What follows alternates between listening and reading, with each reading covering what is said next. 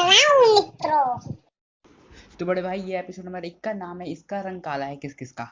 हमें काले हैं तो क्या हुआ दिल वाले हैं, हमें काले हैं तो क्या हुआ दिल वाले हैं।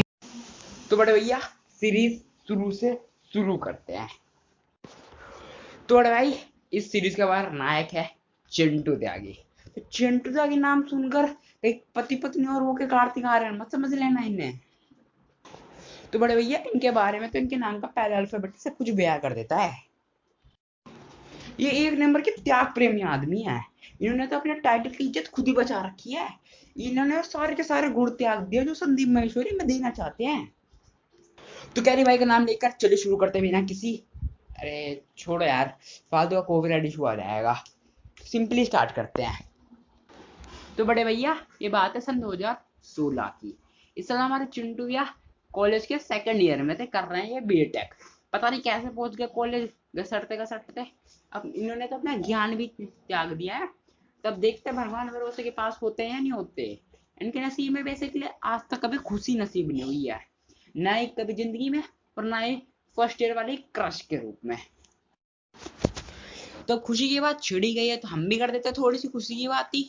तो खुशी वो लड़की है जो हर क्लास में पाई जाती है।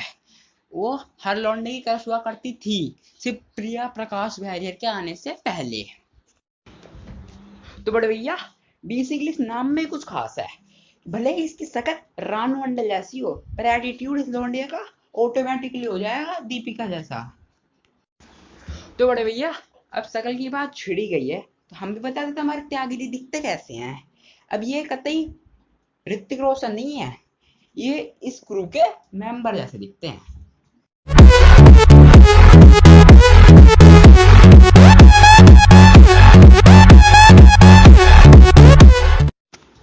यानी कि इनका रंग है ऑल ब्लैक।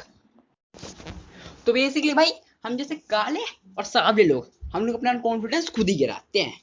हम लोग भाई हर बार यही सोचते हैं कि हमारे तो कोई बनेगी नहीं, हमें तो कोई पसंद नहीं करेगा, हमारा तो कोई फ्रेंड बनेगा ही नहीं। और ये सोच के हम अभी अटेम्प्ट ही नहीं करते।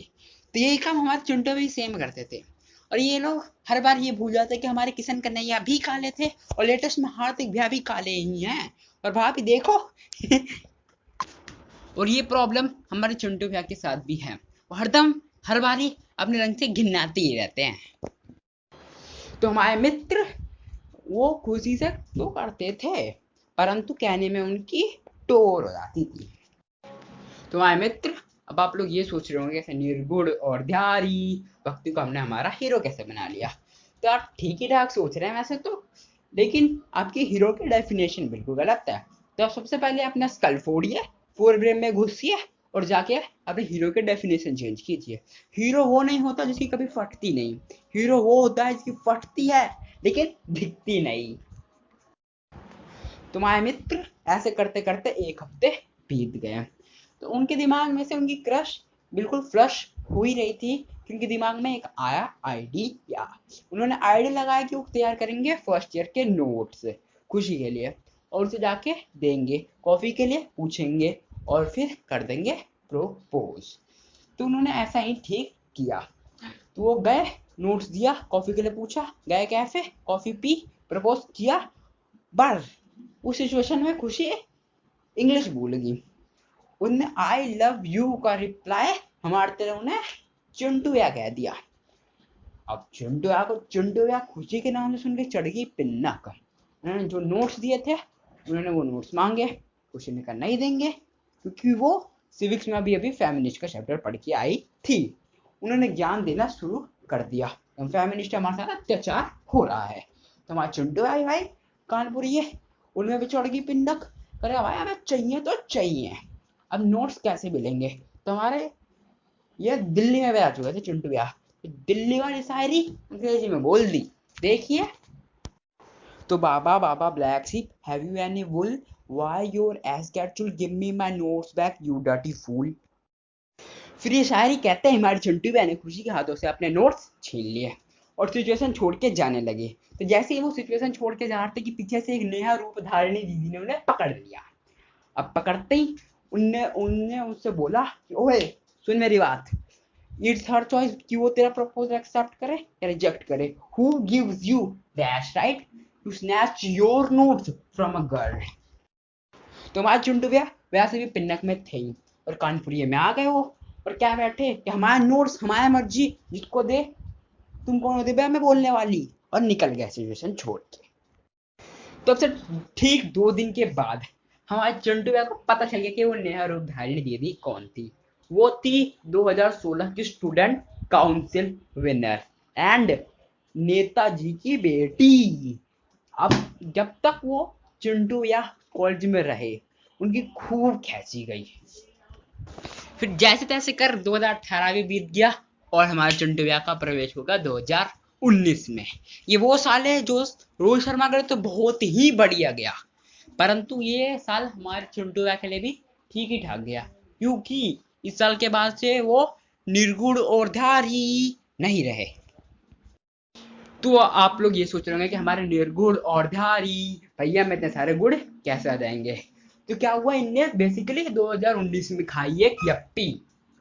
तो यप्पी में क्या था, एक कूपन, उस कूपन को टाइप करके एक कोई नंबर था उस पर सेंड करना था। तो हमारे चिंटू भैया ने वही से काम कर दिया। अब काम करते ही उनको मिल गया लॉटरी।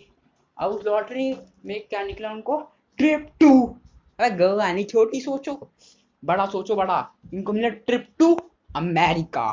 तो बेसिकली हमारे चिंटू भैया ऐसी दुनिया से है जिसके अंदर हर चीज पॉसिबल है। ऐसे हॉलीवुड से लेके बॉलीवुड तक जितने भी सुपर हीरोज हैं वो उसी फॉर्म में अभी तक एग्जिस्ट करते हैं। ऐसे गंगाधर भी शक्तिमान है, ऋतिक रोशन क्रिस है, और टाइगर श्रॉफ फ्लाइंग जट है। तो ऐसा ही सेम हाल अमेरिका के अंदर भी है। तो अमेरिका के अंदर एक स्पेशल टीम है जिसका नाम है एवेंजर्स। एवेंजर्स के अंदर एक ऐसा प्राणी अभी भी है, इसका नाम है एंटमैन, जो भी कोरोना वायरस की अच्छी तरह बजा सकता है। वो क्वांटम साइज लेवल पर जाकर कोरोना वायरस का खत्म कर सकता है, परंतु अभी ट्रम्प ने उसे दबा रखा है। जब पूरी की पूरी दुनिया की ऐसी की तैसी हो रहेगी तब ट्रम्प अपने उन्हें निकालेंगे। लेकिन अभी तो ये सिर्फ सैनिटाइजर के इंजेक्शन बनाने में व्यस्त है।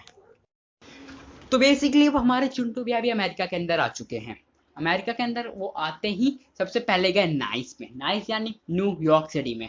तो न्यूयॉर्क सिटी के अंदर ये उस टाइम पे जब चल रही थी इन्फिनिटी वॉर। इन्फिनिटी वॉर के दौरान यहाँ पे भगदड़ चली हुई थी। वो इसी भगदड़ के अंदर एक बीच है चिंटू भैया भी। ढूंढ सके तो ढूंढ लो भाइयों। तो जैसा अगर आपने ढूंढ लिया हो तो क्या हुआ, अचानक से डॉक्टर स्ट्रेंज के बटुए में से गिर गई एक पुस्तक।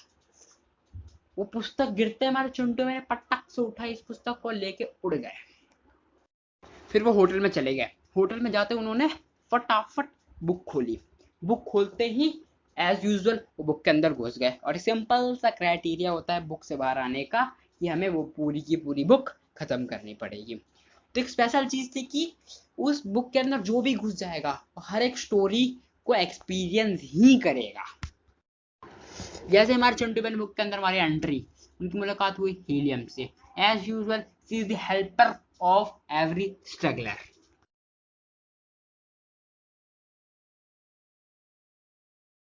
तो इस फर्स्ट स्टोरी में हमारा मेन लीड रोल अदा कर रहे हैं, अरे नहीं चिंटू या नहीं, बलून सेलर।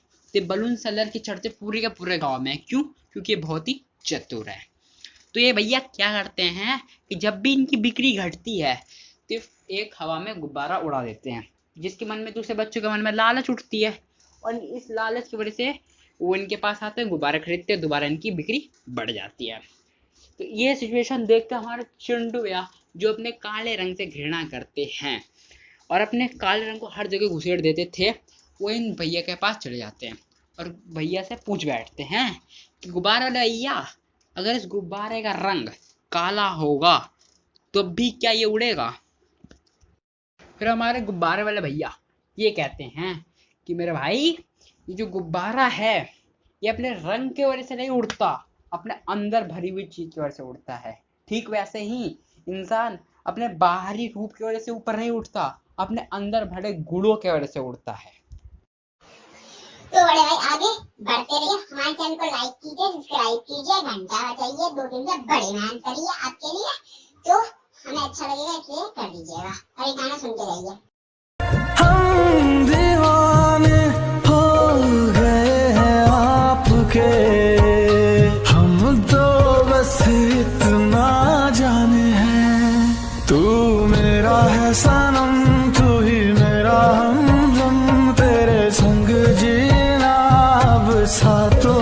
सनम